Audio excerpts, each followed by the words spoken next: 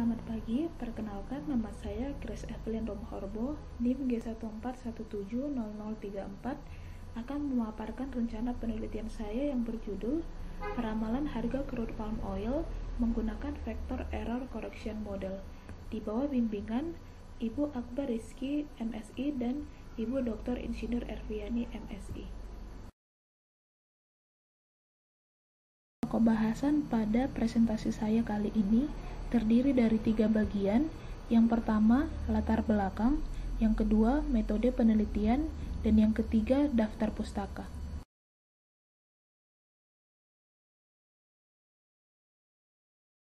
Kelapa sawit merupakan salah satu tanaman perkebunan yang menjadi komoditas unggulan negara Indonesia.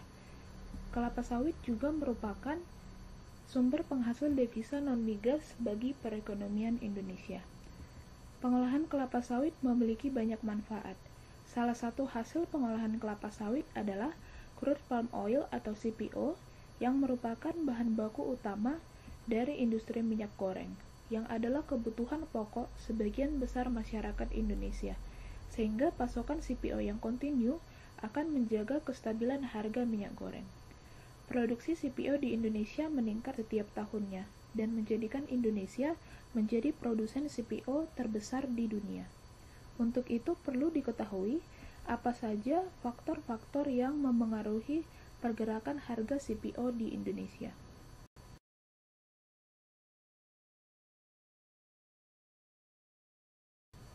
Vector Error Correction Model atau VECM merupakan metode yang digunakan untuk menganalisis data multivariate time series yang tidak stasioner tapi terkointegrasi. Metode VECM mampu menjelaskan hubungan jangka panjang dan jangka pendek antar peubah-peubah yang terkointegrasi. Sanjaya pada penelitiannya tentang Comparison of ARIMA and VECM in Forecasting Jakarta Composite Index mengatakan bahwa VECM menghasilkan peramalan yang baik dan memiliki galat yang lebih kecil dibandingkan ARIMA.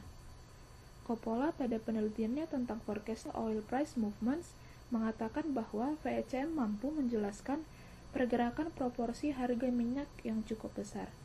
Oleh karena itu, penelitian ini akan menggunakan metode VECM. Metode penelitian. Yang pertama, data. Data yang saya gunakan pada penelitian ini terdiri dari 9 peubah, yaitu yang pertama harga CPO Indonesia, selanjutnya harga CPO dunia, harga minyak kanola, harga minyak kedelai, harga minyak bunga matahari, nilai tukar rupiah terhadap US dollar, nilai ekspor CPO, dan produksi CPO. Data bersumber dari website Badan Perdagangan Berjangka Komoditi atau Bapepti, dan website Indeks Mundi, dan juga Badan Pusat Statistik. Data yang digunakan adalah data bulanan dari tahun 2010 sampai dengan tahun 2019. Selanjutnya, prosedur analisis. Tahap yang pertama adalah pra-proses data dan eksplorasi data. Data yang masih dalam satuan US dollar akan diubah menjadi dalam satuan rupiah. Kemudian akan dilakukan eksplorasi data untuk melihat karakteristik data secara visual. Selanjutnya, uji kestasioneran data. Uji ini penting karena jika data tidak stasioner, maka perilakunya hanya berlaku untuk periode tersebut. Jika data tidak stasioner, maka akan dilakukan pembedaan pada ordo pertama. Uji yang digunakan adalah uji Augmented Dickey Fuller atau ADF test. Rumusnya adalah sebagai berikut, di mana P duga adalah dugaan kuadrat terkecil dari P, dan SE P duga adalah standar error dari P duga. Tahap selanjutnya adalah pemilihan lag optimum. Lag optimum dipilih dari nilai Akaike Information Criterion atau AIC yang paling minimum. Pemilihan lag optimum berguna untuk menghilangkan masalah autokorelasi.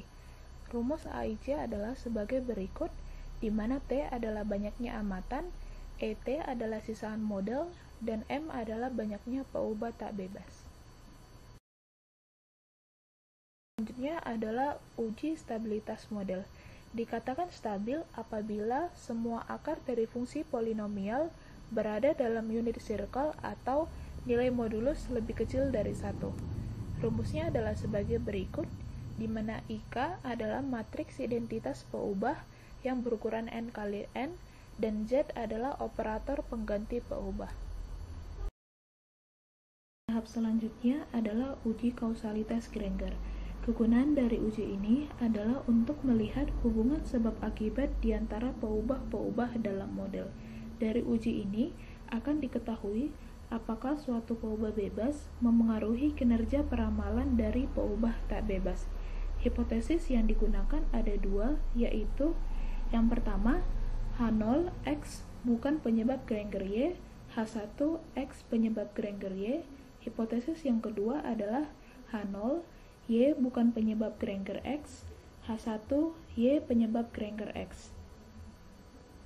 Statistik ujinya adalah sebagai berikut, di mana JKSR adalah jumlah kuadrat sisaan persamaan terrestriksi, JKSUR adalah jumlah kuadrat sisaan persamaan tidak terrestriksi, N adalah banyaknya amatan, K adalah banyaknya parameter pendugaan pada persamaan tak terrestriksi, dan M adalah jumlah leg.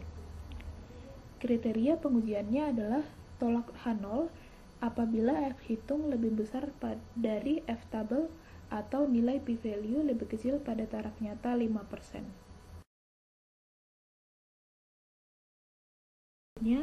Uji kointegrasi. Uji yang digunakan adalah Johansen Cointegration Test yang berguna untuk melihat ada tidaknya hubungan jangka panjang antar peubah. Hipotesisnya adalah sebagai berikut, di mana H0 terdapat kointegrasi pada rank ke K, H1 tidak terdapat kointegrasi pada rank ke K. Rumusnya adalah sebagai berikut, di mana lambda L adalah akar ciri ke-1 dari matriks P, K adalah banyaknya peubah, T adalah ukuran sampel data. Tolak H0 apabila nilai dari lambda LR lebih besar dari nilai kritis, yang artinya tidak terdapat kointegrasi. Jika tidak terdapat kointegrasi, maka analisis VECM gagal untuk dilakukan, sehingga analisis yang dilakukan adalah var first difference.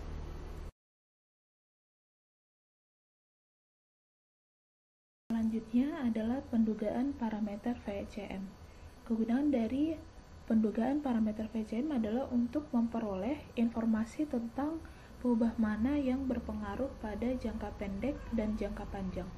Rumusnya adalah sebagai berikut, di mana delta adalah parameter pendiferensiasian, di mana delta YT adalah YT min YT min 1. A0 adalah vektor intercept berukuran n kali 1.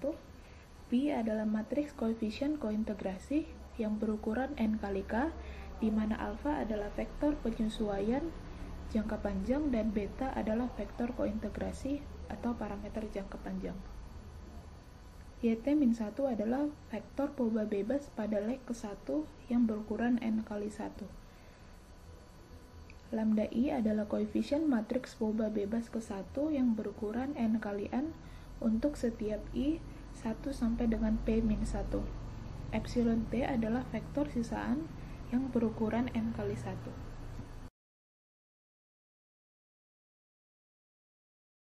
Selanjutnya, uji diagnostik model. Dilakukan untuk melihat apakah model yang didapatkan adalah model yang terbaik atau tidak. Ada 3 uji yang dilakukan pada tahap ini, yaitu yang pertama, uji kenormalan dengan uji jarak Webera, uji autokorelasi dengan uji Permanto-Liouville-Box, dan uji kehomogenan dengan White heteroscedasticity test.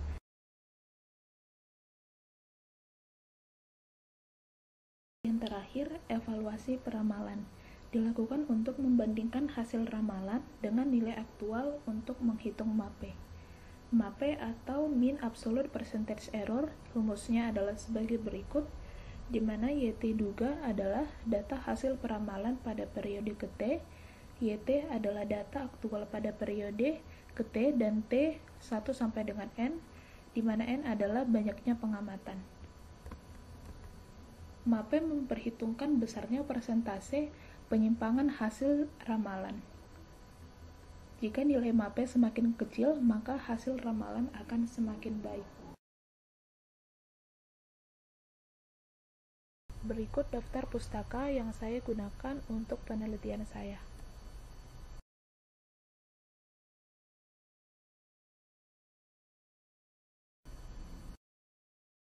Sekian dan terima kasih.